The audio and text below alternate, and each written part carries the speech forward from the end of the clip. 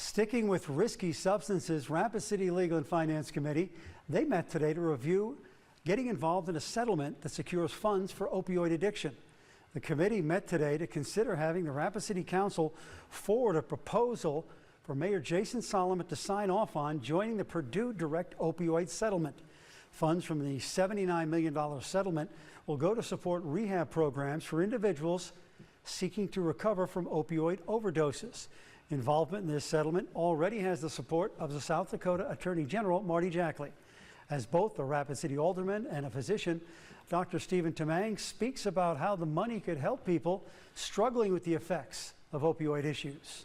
An addiction like opioid use disorder, it results in a lot of things. It results in financial insecurity, it results in criminality, even homelessness. So a lot of these things come about from that. So having those dollars work in a holistic approach really could make a big difference for Rapid City in our area. The motion to get the documents signed by the mayor's office carried. So the city council will review and vote on that next Tuesday because of the Labor Day holiday on Monday.